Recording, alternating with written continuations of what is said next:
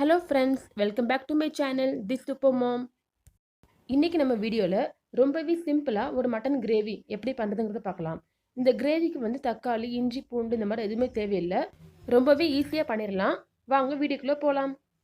நான் வந்து ஒரு 1/4 கிலோ மட்டனை மஞ்சத்தூள் போட்டு நல்லா கழுவிட்டு குக்கரில் போட்டு ஒரு 4 விசில் வர வரைக்கும் வேக வச்சு எடுத்திருக்கேன்.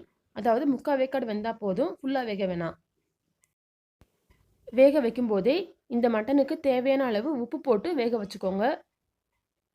இதை இன்னொரு பவுலுக்கு மாற்றிக்கலாம். நம்ம இப்போது அதே குக்கரை நல்லா கழுவிட்டு தொடச்சிட்டு அடுப்பில் வச்சுக்கோங்க. இதில் கொஞ்சமாக நல்லெண்ணெய் ஊற்றி எண்ணெய் காஞ்சதும் கொஞ்சம் கருவேப்பிலை, 2 பச்சை மிளகாய் கீரி போட்டு நல்லா வதக்கிக்கோங்க. அதோட நறுக்கின சின்ன வெங்காயம் ஒரு கையளவு எடுத்து போட்டு நல்லா வதக்கிக்கோங்க. இதை சும்மா கிளறி விட்டால் போதும், நம்ம மறுபடியும் வேக வைக்க போகிறோம். அதனால் வெங்காயம் ஃபுல்லாக வதங்க தேவையில்லை. இப்போது இதில் உப்பு, 1/2 ஸ்பூன் ஜீரகத்தூள், 1 ஸ்பூன் கரம் மசாலா தூள், அப்புறம் 2 ஸ்பூன் குழம்பு தூள் இதெல்லாம் போட்டு நல்லா கலக்கிட்டு நம்ம வேக வச்சு எடுத்த மட்டனையும் சேர்த்துக்கலாம். கூடவே 1 ஸ்பூன் தனி மிளகாத்தூளும் சேர்த்துட்டு தண்ணி வேணும்னா கொஞ்சம் ஆட் பண்ணிக்கோங்க. இப்போது குக்கரை மூடி வச்சு மறுபடியும் ஒரு 2 விசில் வரட்டும். ஓப்பன் பண்ணி பார்க்கலாம்.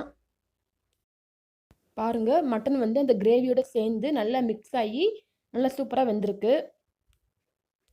நம்மளோட சூப்பரான சிம்பிளான மட்டன் கிரேவி இப்போ ரெடி ஆயிடுச்சு. இது தயிர் சாதம், ரசம் இதுக்கெலாம் ரொம்ப நல்லாயிருக்கும். இதுவே வந்து கொஞ்சம் செமி கிரேவியாக வச்சோன்னா சப்பாத்தி, இட்லி கூட நம்ம தொட்டுக்கலாம். இந்த வீடியோ உங்களுக்கு பிடிச்சிருந்தா லைக் பண்ணுங்கள், ஷேர் பண்ணுங்கள், மறக்காமல் சப்ஸ்கிரைப் பண்ணுங்கள். தேங்க்ஸ் ஃபார் வாட்சிங்.